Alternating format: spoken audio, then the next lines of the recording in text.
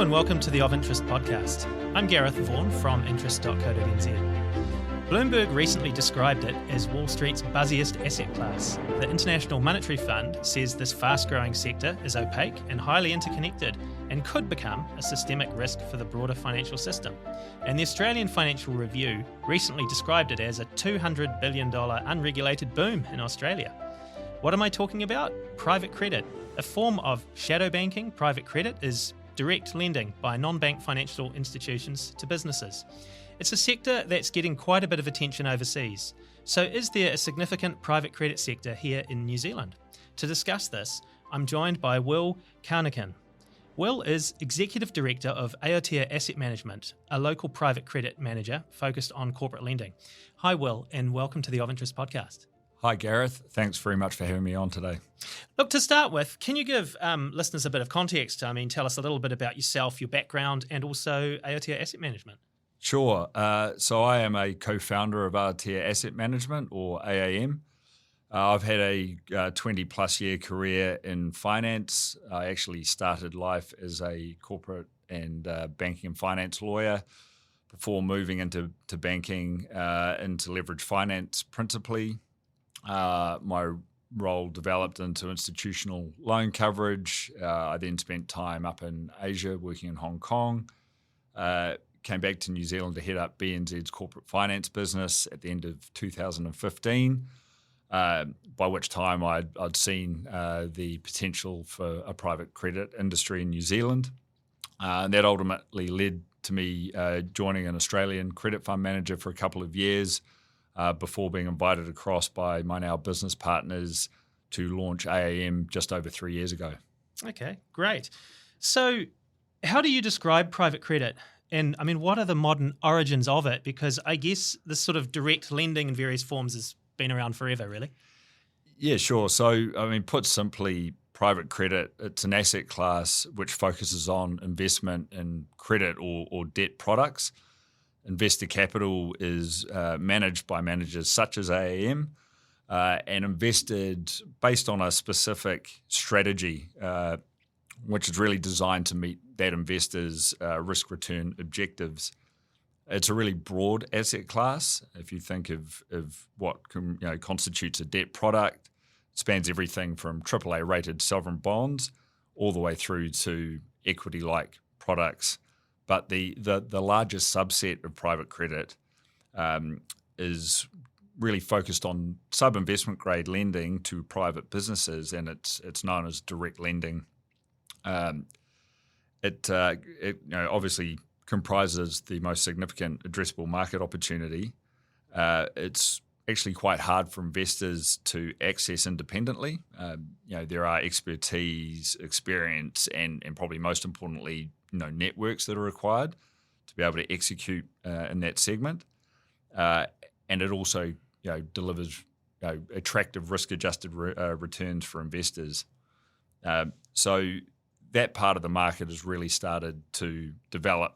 Globally, it's developed incredibly over the last decade, and here in New Zealand in the last couple of years. So we can talk about some of the benefits for investors, but I think equally importantly, it's starting to hold appeal for borrowers. Corporate borrowers, businesses who are looking for more flexible, fit-for-purpose funding solutions that meet their objectives, and typically that's centered around growth. So whether or not it's acquiring another business, undertaking some capex for expansion, or looking to recapitalize the business to be more efficient. One of the things I read suggested it really started to take off post-global financial crisis, overseas, I guess, primarily in the US. So maybe, obviously that was an event caused by excessive risk-taking by some of the banks over there. So I guess they got a lot more cautious, and that created an opportunity maybe for private funds to come along? Yeah, the industry itself, it's really been around for 30 plus years. If you go back to the late 80s and 90s when the M&A boom in the US took off, a lot of those large-scale acquisitions used to be funded by bond issuance. And so, you'd see investment banks look to effectively underwrite transactions which used a significant amount of debt, and that debt was then distributed via bonds to investors. Over time, banks would start to deal with large institutions, insurance companies, for example, who would actually take that debt directly. And I guess that evolved into the leverage loan market. More parties joined that, more investor sets. You had hedge funds starting to operate in that space. And so that market really grew in line with the emergence of private equity, who obviously fueled that M&A growth, particularly in the US and Europe to a lesser extent, right up until the GFC. So it was already happening, but then obviously the GFC led to some significant regulatory change for banks. And at that time, banks were looking at ways to move risk off their balance sheets. And so this industry, which had been around for a while, really took off because these unregulated investors could come in and start taking bigger loan positions. And I guess M&A was subdued for a period of time post the GFC, but obviously has risen, and that rising tide has really seen the industry continue to grow year on year. Okay. What about, just here in New Zealand, what can you tell us about the New Zealand private credit market and industry? How big is it, and is it growing fast? Yeah, so I think there's an important distinction to make with private credit, the asset class, in a couple of respects. So one is in terms of the difference between the global picture and then even the regional Asia-Pacific picture and then the domestic scene in New Zealand. So obviously it's a very well-established class globally. And in the Asia-Pac region, it's been around, particularly since the GFC, and there's been large growth in Asia-Pacific. New Zealand, which may not be a huge surprise, is quite a few years behind other parts of the Asia-Pacific region. I guess our nearest comparator is Australia, and even in Australia, the market has been developing over a decade, and now in recent years particularly has grown significantly. I'd say in New Zealand, and I guess the second distinction I'd like to make is between private credit for operating companies and private credit in real estate and property, because as we know in New Zealand, there have actually been non-bank lenders being very active in property and real estate for quite a long time. What I'd like to focus in on is private credit or private lending for operating companies, and that's principally cash flow lending. So that market really, as I mentioned about 5 years ago, I moved away from banking and into private credit. Back then, the corporate private credit market was really undeveloped. The investors had no real knowledge of it, and borrowers weren't aware that it was even an option. And so, it took a couple of years, really for me in that previous role, just to be out informing the market around the asset class and what it meant. Like it has offshore in the last few years, it's gathered momentum, and we have seen growth. That's helped us to raise more investor funds. There have been other parties in the last year or two, domestic funds who have emerged, and there are Australian and offshore funds that are active from time to time in New Zealand. So the market is starting to develop. But if you think about where we're at in terms of the life cycle versus even Australia, we're probably a decade behind. Okay. So, just in terms of, Aotea Asset Management, you guys set up, was it 3 years ago, 2.5 years ago?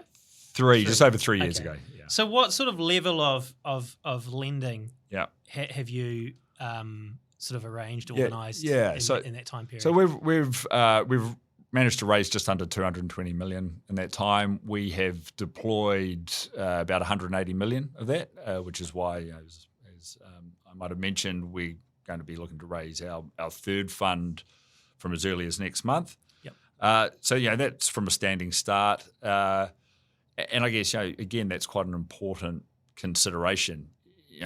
when you think about the asset class globally, I think it's a $2 trillion plus industry.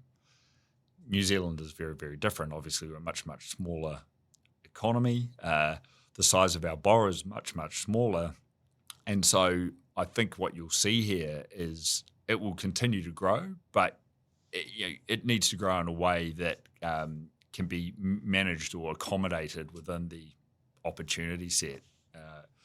So we are hopeful in the next 12 months that we'll be close to 400 million under management. That's an objective of ours. As I said, there are some other players who have emerged, and I think collectively those parties right now are probably managing between 1 and 200 million. And I'm sure they similarly will be looking to ramp that up. Those are the local players. Those are the local players, and they will be looking to grow also in line with an understanding from borrowers around some of the benefits and also from investors. So really interested to sort of drill a bit into the investors and borrowers. So if we start with the investors, I mean, who are your investors, and what sort of time frame do they invest for, and what sort of returns do they get or expect? Yeah. So we are a wholesale investor product. So we have targeted institutions principally in terms of where we're looking, and we have some of the biggest institutions in New Zealand involved in our funds. So we're talking about fund managers, KiwiSaver managers? Yeah, KiwiSaver. So we have some KiwiSaver capital. We have some Crown capital as well via ACC, who's been our cornerstone investor. We also have some community trust money, family office money, and we're on a wealth platform, and so we provide that product through to their clients. I think we are an income product, so our strategy at AAM is focused on delivering enhanced income returns to our investors and paying regular cash distributions. So there are a lot of parties, investors out there who are seeking regular income flows. In terms of the return profile that we offer, we're a floating rate product, so we provide a spread or a margin above. We use the official cash rate as the benchmark because it's well understood.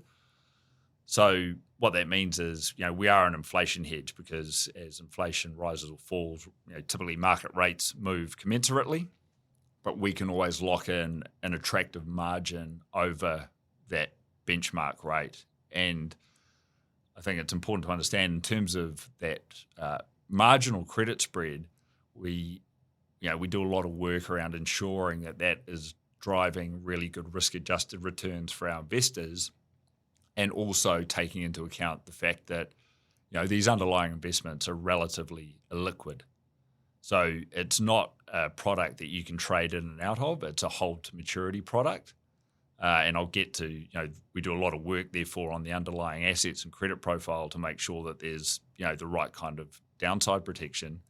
But we also do a lot of work in terms of the return we need to generate to make sure, we're confident our investors are getting a premium on what they could get in public markets over and above a significant illiquidity premium.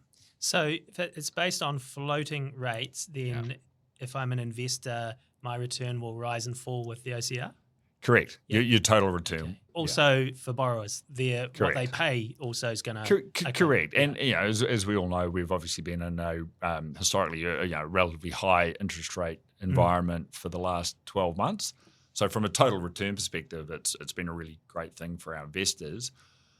Honestly, we're more focused on relative returns. We are effectively a fixed income product that provides, we think, a really attractive diversifier away from bonds and yield stocks. So we're always looking at making sure that we're generating sufficient upside return over whatever the floating benchmark is. I think borrowing costs have been high for the last 12 months because of where base interest rates have been. Yep.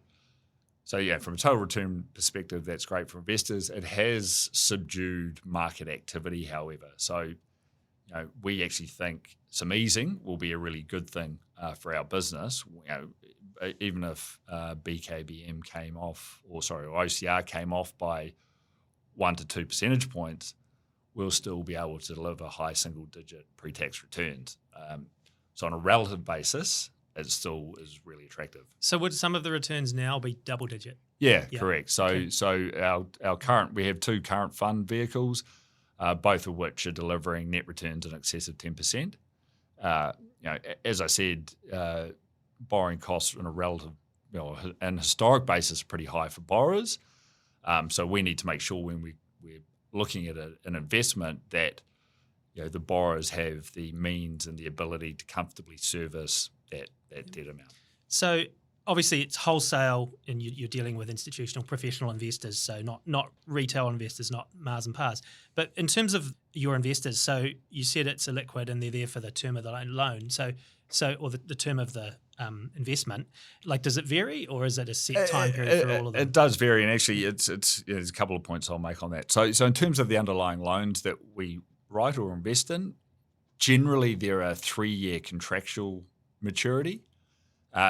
Businesses will never let their loans run to the end of their contractual term, and generally they don't want them sitting current on their balance sheets for obvious reasons. And so, a 3-year loan is typically refinanced within 18 to 24 months of being written. So the underlying loans during that period are relatively liquid, but the cadence of refinance or liquidity events is actually quite high. Certainly if you compare it to other alternative asset classes, private equity or venture capital, you're generally locked in until the end of the fund life, whereas private credit strategies, there are potential liquidity events. Our first 2 funds were closed end, which means that investor capital, is locked in until you get through what's called an investment period, and then as loans refinance beyond that, the capital, the investors have the right to receive that capital back.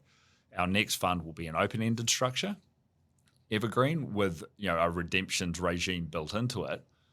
But again, and this is common right across the industry, there has to be an acknowledgement that the underlying loans are a liquid position, and what managers will not do is go and sell those loans at a discount to facilitate a redemption request, because that's returns destructive for all the investors.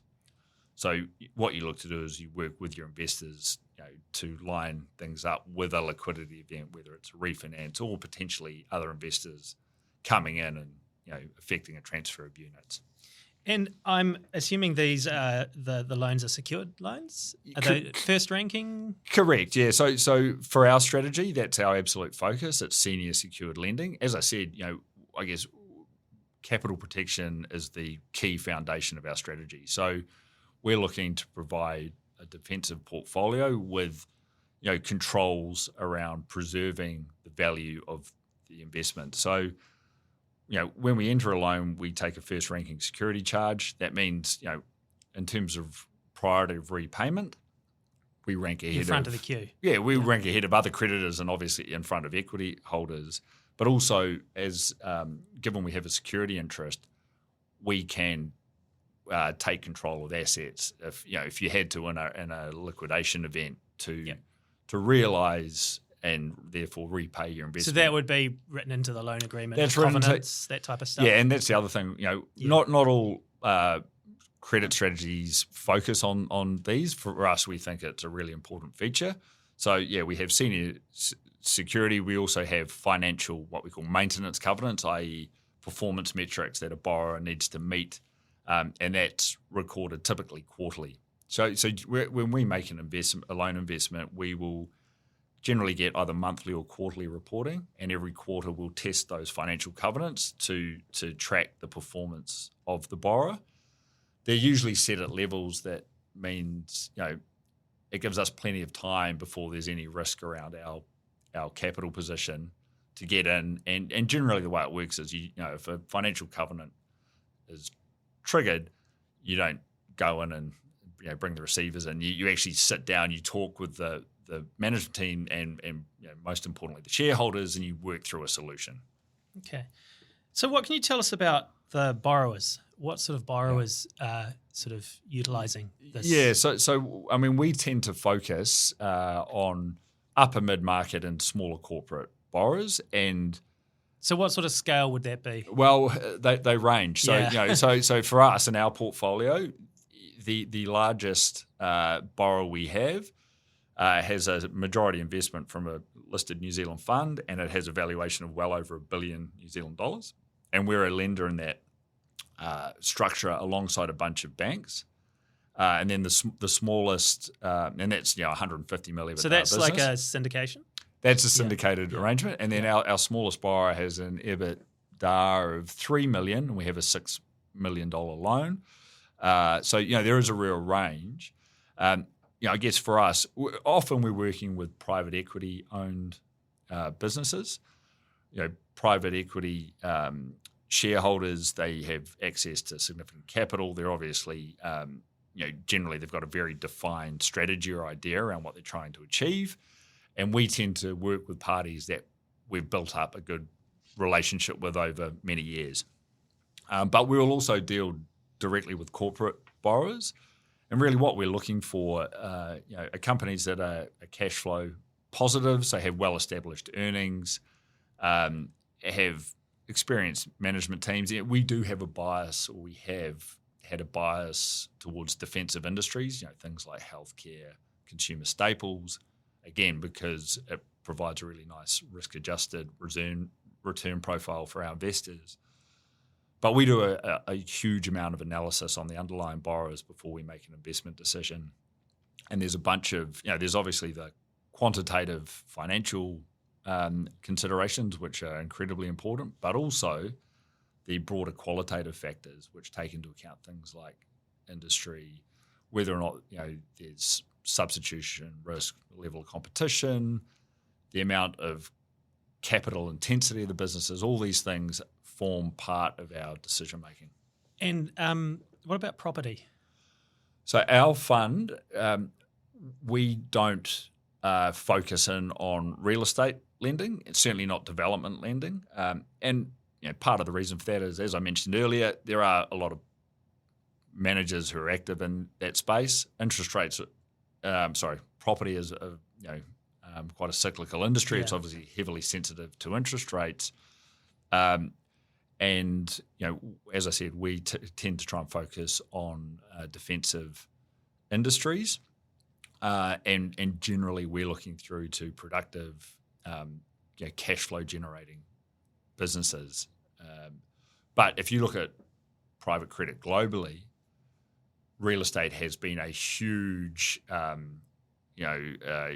area for funds, and that's been driven, and I guess in an Australian New Zealand context, because it's such a big asset class, real estate generally, banks have tended to be full, and so that's meant that there's been an opportunity for funds to move in. But for us, I guess we're trying to provide a diversification away from real estate, because we know a lot of investors in New Zealand already have a reasonably significant property exposure, whether it's their own house or investment properties, or they're actually involved in commercial real estate.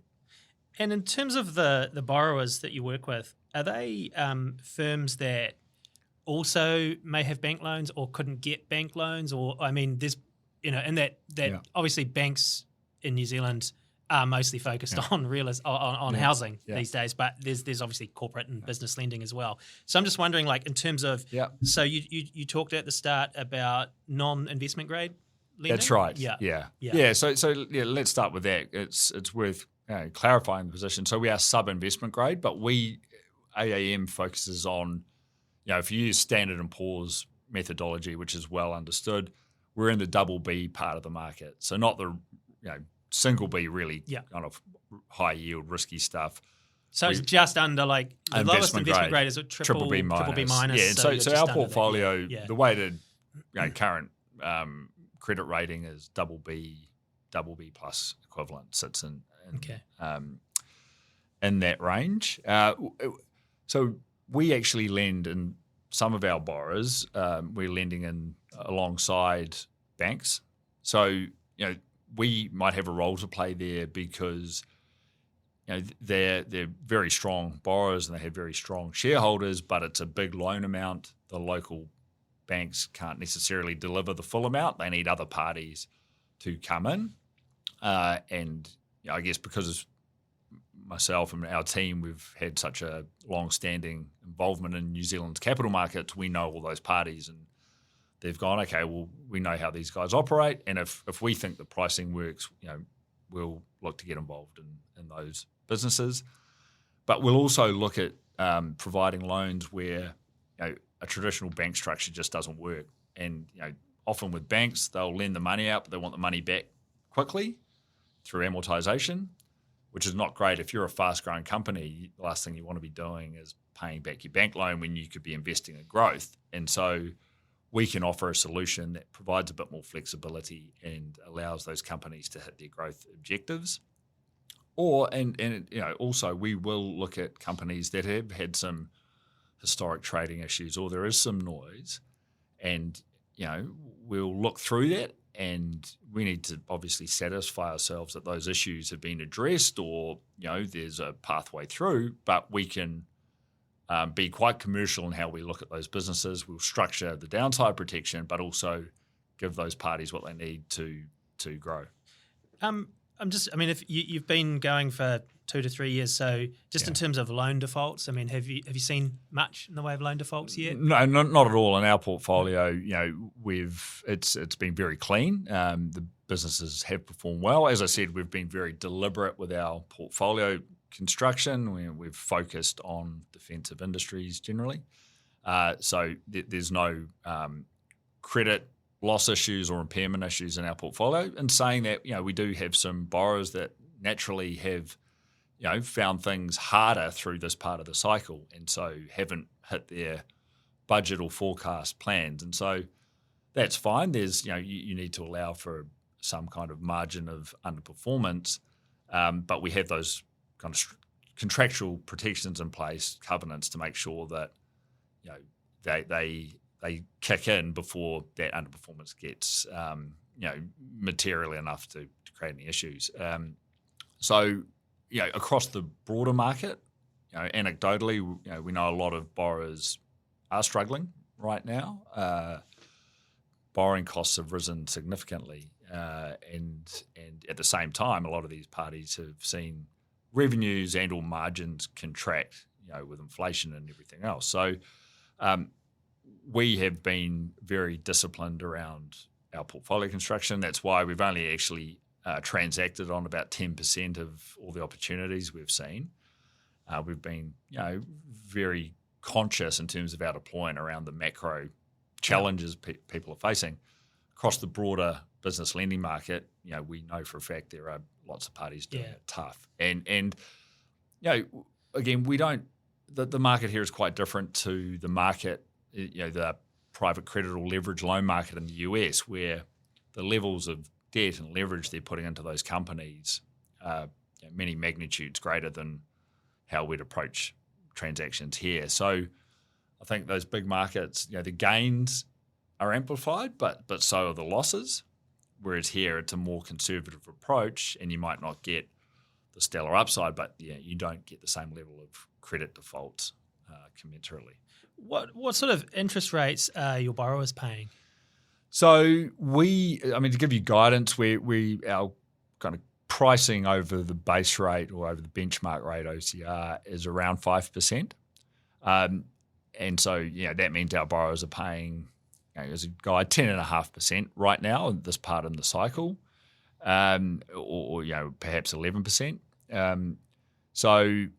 Again, in the part of the market we operate, that's not actually materially higher than where banks would price loans, and we're not. And again, a bit of a differentiator between us and the way offshore funds will look at it.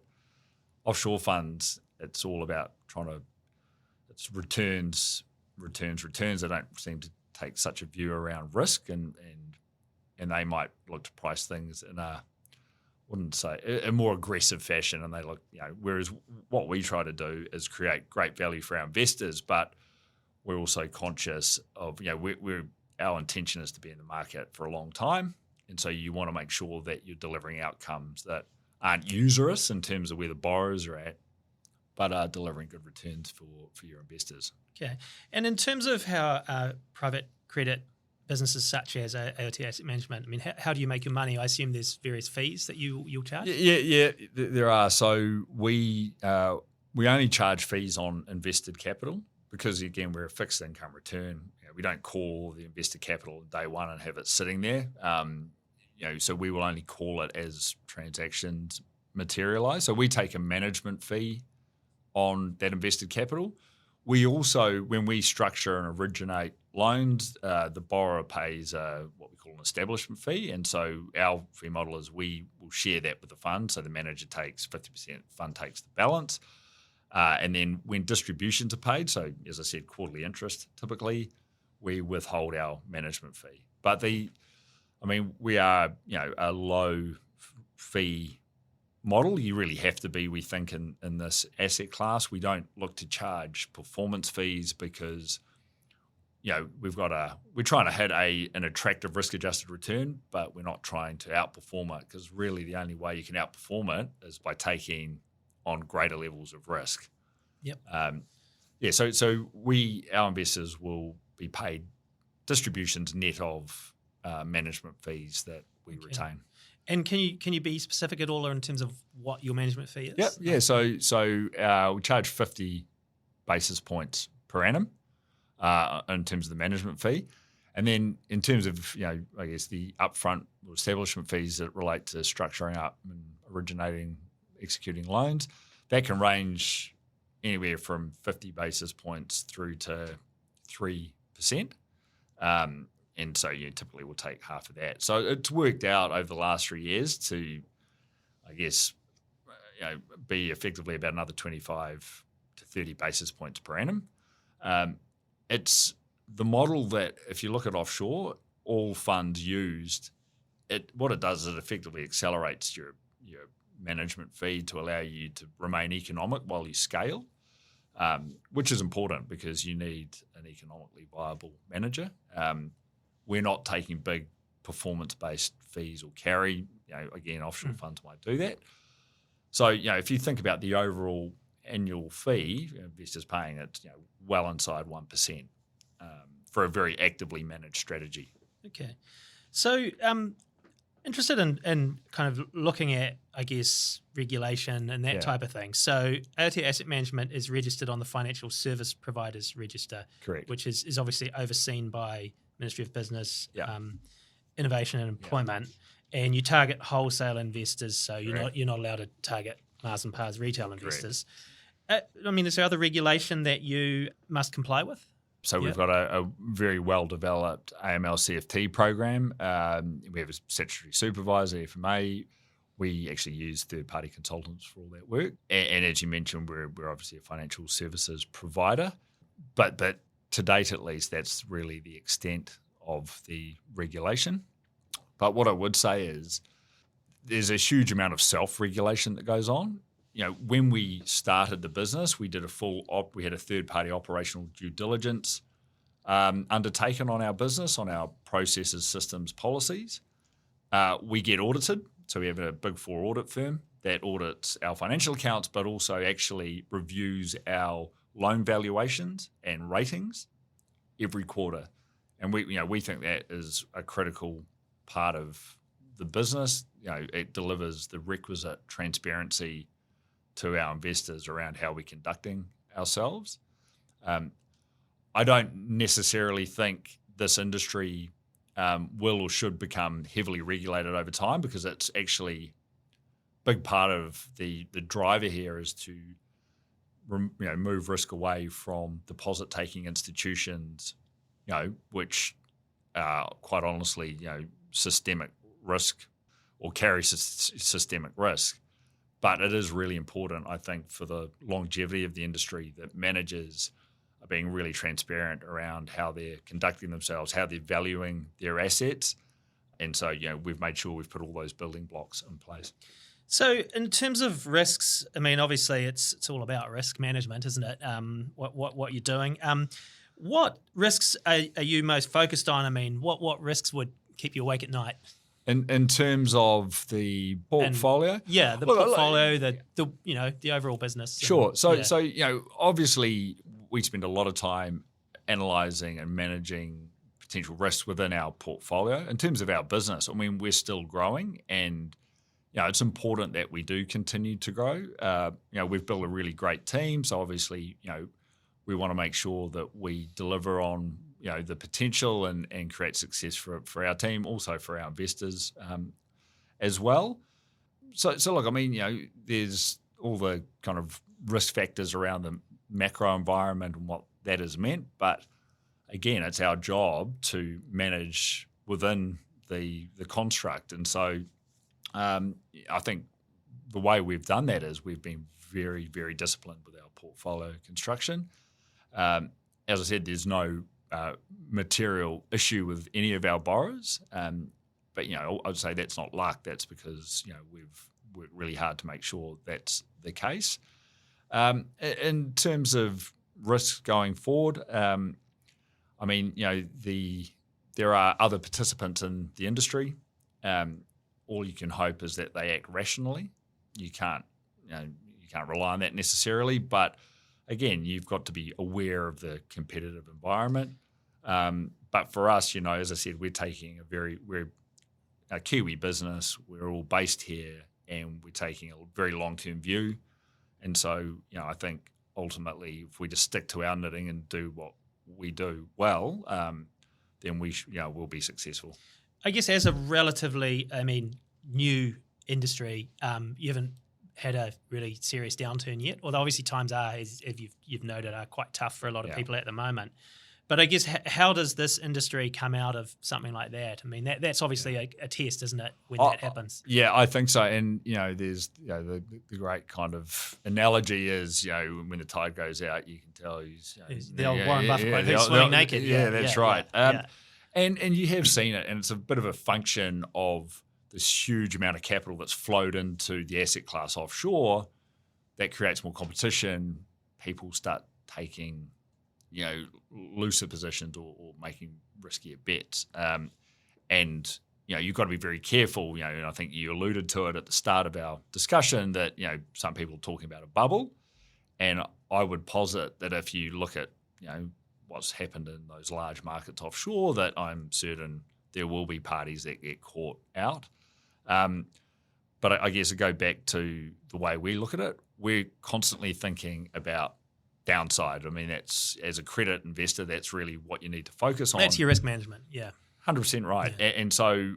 And we're very conscious of the cycle and where we're at in the cycle. And again, this is why you don't go and put a whole heap of debt into a hospitality business or a retail business that has huge exposure to consumer behaviour, because we know that through the cycle, there'll be periods of time where people just don't spend money. And if that impacts your revenues, if you've got a whole lot of debt, very hard to pay your interest. And so, we think at a kind of broad asset class level, there will be some stress as we move through the cycle. But, in terms of what we're doing, we feel very comfortable about being able to manage through that. So I sometimes like to ask the interviewee to sort of get a crystal ball out and look ahead. Just wondering, where do you think the New Zealand private credit industry could be in 5 to 10 years from now? And I mean, how big might it get? How significant within the economy or the investment industry could it become? Yeah, well, I'm obviously hopeful it continues to grow and grow steadily. I really think it's important for New Zealand's capital markets. If you look at where we get our debt financing from, I mean, it's mainly from 4 Australia-owned banks. I think it would be great if there was a domestic alternative, which could be used by borrowers. And I actually think if you think about where that capital could come from, KiwiSaver could and should be helping to support the domestic alternative credit industry. It makes a lot of sense. You keep that capital here; it creates jobs, opportunities for Kiwi businesses. So I think there is huge potential for this business to grow. The industry to grow. I don't think it will develop the way it has offshore. I think New Zealand's quite a unique market. But if you look at the business lending segment in New Zealand, it's roughly 120 billion, give or take. A lot of that's kind of property linked, but even you say half of that relates to operating companies. 60 billion. I think realistically, where private credit investors like ourselves, could come in to help manage some of the risk, it's really between 2 to 5% of that over time. So relatively small chunk of the market, but will create options for those great Kiwi businesses that are looking to grow, looking to expand, looking to acquire. So I'm feeling really positive about the long-term trends, but I also don't necessarily think it's going to happen all at once. So as I said, we're there for the long term. Yeah. Well, look, thanks, Will. It's really interesting to have a chat about the local private credit market. That's Will Carnachan, who is Executive Director of Aotea Asset Management, and I'm Gareth Vaughan from interest.co.nz with another episode of our Of Interest podcast.